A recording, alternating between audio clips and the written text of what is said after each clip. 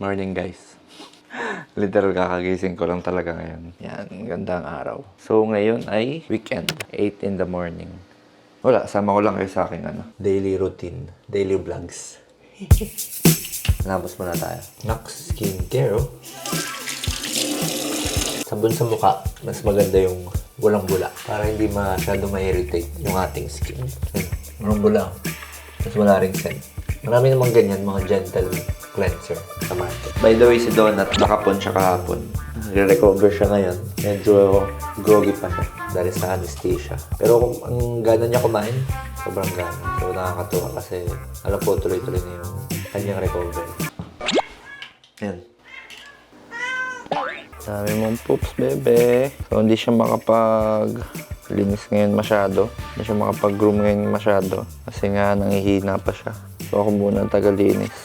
Sa Dakat Clinic siya tinanggalan ng balls eh. Kung gusto niyo mapanood yung vlog, nandun sa page ni Donut. Doon ko i-upload yung vlog. Sorry. Wait lang pre. Wait lang pare. Main mo. So, after nun, tapon muna akong basura.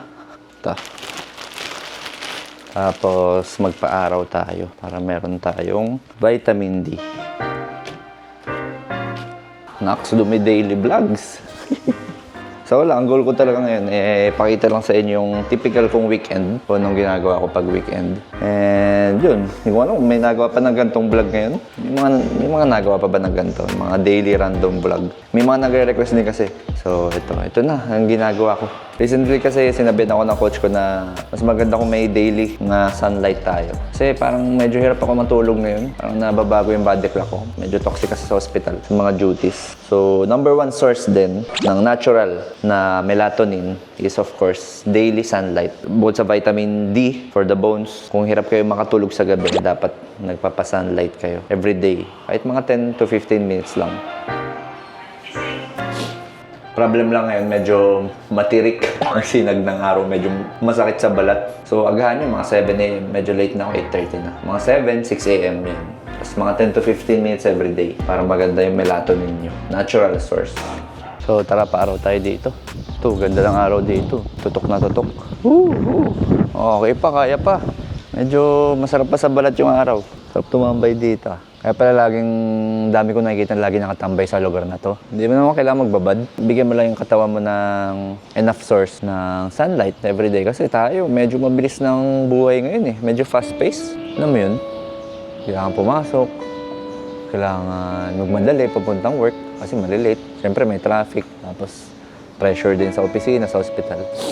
Pero tingin ko mas importante pa rin yung health eh. Ito, itong mga gantong simpleng bagay, mga sunlight, dapat talaga nabibigyan ng panahon yan tsaka oras. Kasi kapag napabayaan mo yan, kahit sobrang late na bagay niyan, ang laking effect. 3 months akong pinag-duty na straight.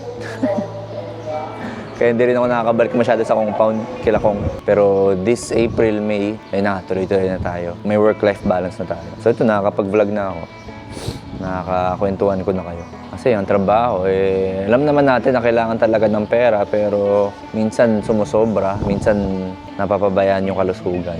Balanse lang. Siguro tingin ko balanse lang. Later, alam ko nag-iya si Dudut ng sa Dudut's Kitchen. In-invite niya ako as guest. So, tingnan natin kung nung lulutuin ni Dudut. Tinanong niya ako, Dok, wala ka bang allergies? Sabi ko, wala naman. Basta wag mo lang lalagyan ng lason.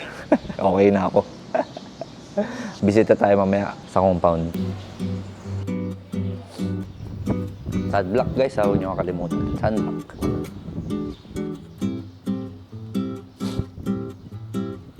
By the way, naalala ko, ito madalas tong tinatanong sa akin. Dok, meron po kasi akong mga medyo dark, yung aking mga siko, batok. Ano po kayo marirecommend nyo? Ako ang personal kong ginagamit. And of course, gusto ko na rin i-recommend sa inyo is yung sa Vaseline Gluta-Hya Body Lotion. Meron kasi itong Gluta-Glow technology na nakakatulong para mag-even out and mawala yung mga dark spots sa skin nyo. Meron din itong Hyaluron. Importante yan para maging moisturized lagi yung balat. And yung pinaka gusto ko dito, meron siyang non-sticky feeling. Hindi siya malagkit. Tapos kapag in-apply ko siya, hindi masyado malagkit. And mas strong ang ating skin barrier. Walang irritation, walang dryness. Tawagan mo natin si Coach. Coach JM Macariola.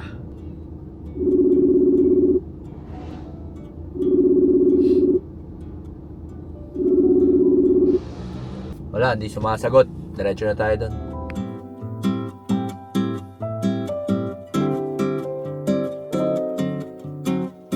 Na-busy talaga kasi ako. Ang huli ko pang balik dito nung mga panahon nag-gym pa kami. Eh, di ba medyo nagkaroon ng renovation dun sa gym.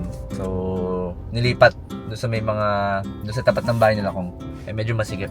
Tsaka, at the same time, na-busy na ako sa hospital. So, hindi na ako nakakabalik dito. Kasi pag pupunta ako dito, wala sila. Si JM wala din, busy rin lagi. So, nag-gym na lang ako ng sarili ko sa Anytime Fitness. Sa bahay nila bossing. Uy. Ganda na oh. Sneak peek ng bahay nila bossing. Yan yung gym namin dati. Ganda ng pinagbago. Malaki ng pinagbago. Let's go! Tikman natin ang luto ni Dudut. Yun, Wow! Ang yabang naman ng DJ Idol. Si Idol pala to. Si Idol. Hello, guys. Actually, nagtitwist yan eh. Oo nga. Yun oh. Galing. Grabe pala ang setup ni ano. Dudut's Kitchen. Wala to. Wala, puta. Ano kami? Production kami. Kaya nga, tingnan nyo naman. Mahirap production lang to ha. Sensya na. Labas na yung mga camera dyan. Pagyabang lang natin. Grabe. Ito ba yung pangkamot ng ulo? Kala ko yung panghalo ng itlog. Dok, bakit ganun? Baka alam mo yung ano. Anong sensation? Ba't ang sarap niya i-ganun sa ulo? Kala ko kakain lang ako dito. Mag-iisip pa pala ako. Oo, mag-isip ka. Hindi yung ano, pupunta ka lang dito may kikain. Mag-isip ka.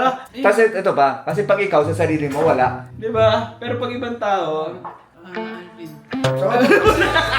Tsaka Dok, di ka kakain lang dito, Dok. Ikaw magluluto Ako ba magluluto? Oo. Yun lang. Ikaw naman, oh. Kala ko titikim-tikim lang ako eh. Parang tingin ko, same with ano yan eh. Relationship sa tao. Pag sa sexual, di ba pag sa sarili mo wala masyado, pero pag ibang tao, tas parang may connection kayo, mas okay. Yun yung naisip ko, ewan ko. Very, very random lang. Hindi ko yun sigurado guys ah. Sige. Apir. Dok, sabay kami magpapatuloy sa inyo yan, ha? Sige, basta tagpos na. Dapat sa kasal mo. Dapat sa kasal mo pre, ready na. Para naman makabuo. Sabi pang di pa ako tuloy sa vlog eh. Pwede ba, Dok, magpatuloy kahit madami pang Yun nga yung purpose dun eh. Dok, pag tatagpusin ba sino matatagpos? Ako o ikaw? Ako. Ako na lang, Dok. Parang nakakahiya. Ikaw matatagpos eh. Parang gugupit na lang, hawakan mo na lang. Gupit na lang, Dok. Gupit. Ay, may mga benefits yung tuli-tuli ah. Ah, Iwas ano yan, cancer guys. talaga ba? Oo, iwas Kapag patangkad, Dok. No? Ay, Sabi traditional yun. Kasi sumasabay sa ano, sa teenage years. Sumasabay siya. So nagkakataon lang. Ah, okay. At siguro, yun na rin yung pang-encourage sa mga bata, na mga matatanda. Oh, Ay, may tatangkad pa pala ako. ako na ba? 30. Ay, grabe. Bago pala camera nito. Oo, yan kaya talaga. wala. Yan talaga. Yan, wide yan eh. Kaya sobrang liit. Tuloy-tuloy ka ba? Ang tagpos. Dok, thank you sa pagsama sa Si Dudut pala guys, inimbitahan ako isang karangalan na lutuan. Lulutuan mo na ako, di ba? Hindi, Dok. Ikaw magluluto, Dok. Sabi ko, ito si Dok marunong gumamit ng mga gamot eh. Pero yung luto, di alam kung ano ilalagay. Eh, Dok, Kailangan tuturuan matuto, ito. kailangan Dok, matuto. pumunta pala ako ng ospital nung nakaraan. Kala ko eh. Ay, sa Las Piñas. Oo, kala ko daw sabi ni Jim, Hindi nandun ako. ka daw. Hindi ako doon. Alam mo bakit, Dok? Bakit? Ingrown. Ah, Kaka-open ako na yun. Hanggang ngayon namamatay. ano pa lang, mild pa lang naman. Yung mga nakita ko dyan dati, talagang Parang common sa Pilipinas, Dok, no? Pero maganda yan, tama yung ginagawa ni Dudut guys na habang maaga pa, pa-check na. Sabi nga ng doktor sa akin, Dok, sabi, hindi talaga pinapa-pedicure. Kala ko po pag Pinoy, pedicure lang ang sagot talaga. Hindi pala talaga normal, Dok, ang pedicure. Ah, talaga? Ano talaga, parang kailangan pagka once na nagka-ingrown ka, Oo. ano ba ito sa podiatrist ba? yun? Oo. Doon mo ilalapit? Doon daw ilapit. Ah. Kaya ang alam ng tao, pagka ingrown, Pedicure. Oo. Oh, mali nga yun guys, mali. Eh ngayon, Kasi pedicure, ano lang eh, more linis sila eh. More Linis, aesthetic yung target nila. after pa-opera ko na, papatanggal ko na buong ko. Ayos ba yun, Dok? Nakabang ka. Hindi, Dok. Kulang yun, Dok eh. Malayo sa pito ko. Babalik naman yan. Babalik yan, Dok? Oo. Di ba, Babalik ka after 5 years. Hindi, tagal naman, Dok. So yun guys, ganito ka premium ang setup ng Dudut's Kitchen. Meron na tayo. Meron na tayong ilaw. Premium, Dok. Premium. Naka-muting. Guys, panoorin nyo sa vlog ni Dudut ang lulutuin namin. Ah, ito, Dok, finished project. Kulang ko, Dok. Kulang ko, Dok. Magbibigay din tayo ng mga ilang Siguro mga medical/nutritional input sa lulutuin. Actually, ito yun yung gagawin natin today. yan. Hospital meals. Uy, ganda yan. Totoo, hospital meals. Pero mas masarap. Hindi, kung ano talaga. Ano talaga?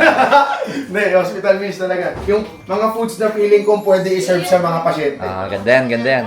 Watch nyo, ito yung link nung kay Dudut. Nang iiwan, oh. Hindi ka nag-aaya daw. Hindi nag-aayay, oh. Akala ko mag-gym, oh. Hindi nga ako makapag-gym na eh. Tanong pala ako guys, kasi namumblema ako eh. Ano kung mali yung nasulat kong date of birth? Passport? Basta't pangalan mo tama. Nagkamali ka lang. Sabihin mo nagkamali. Tao nga po eh. Coach JM, huwag ka na mag-story sa immigration, ah. Oh, huwag ka mag-video sa immigration. Baka mapigilan ka ulit umalis. Huling beses nila sa Japan, muntik hindi makasama to eh. Inimbestigahan, ba't daw nagbibideo sa immigration eh. So yun. So yun guys, hindi na ako nakapag-video sa pagluluto namin ni Dudut, pero sobrang sarap. Sobrang sarap, panoorin nyo sa vlog ni Dudut. Gumawa kami doon ng mga healthy version ng mga pagkain ng mga pasyente sa ospital. May Vietnamese spring roll, Hainanese chicken. Tapos sobrang sarap talaga guys. Paborito ko pa naman yung Hainanese chicken na yan. Lagi ko yan. Kapag merong Hainanese chicken sa mga restaurant na kinakainan ko, isa yun sa mga first options ko. Kuwang-kuwa ni Dudut. Grabe naman Dudut yan. Meron pang dessert. Yan, nakapag-uwi ako. Yung dessert ay pudding. So yun, ito lang ang aking typical day bilang isang doktor at content creator. Ewan ko, comment kayo sa baba kung okay sa inyo yung mga gantong sobrang raw lang na vlog para dagdagan natin. Tapos, yun, kung anong mga activities, sama kayo. And iniisip ko kung anong ending ng vlog. So ito, kinausap ko na lang si Kevin. Sabi ko, randomly, spontaneously, awitan na lang namin kayo. Pagpasensya nyo na yung boses ko. Si Kevin kumakanta talaga yan, pero ako hindi. Mura lang yan. Yan guys, kasama natin si Kevin. Kakantaan daw tayo ni Kevin eh. Outro ng vlog. Ano yun? Sige! Salamat do. Kaya mo yun, yung lang, parang impromptu. Nyari kanta. Nagpunta ako dito sa compound. Nagluto kasama si Dudu. Ang sarap ng Hainanese. Meron pang dessert. Ngayon tatapusin na ni Kevin ang vlog na to. Di ko alam kung paano tapusin ang vlog na ito. Na lang mawawala yan. In 1, 2, 3. Di ba ako tapos mag-vlog? 4, 5, 6, 7, 8, 9. Pagtapos ng 10, 11. Pagtapos ng 11, 11.5. Salamat sa mga nanood. Sana na-entertain namin kayo.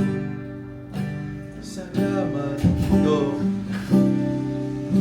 Salamat sa'yo, Dok. Salamat. Ang ina, pag di maganda, huwag mong picturean. Thank you guys sa panonood.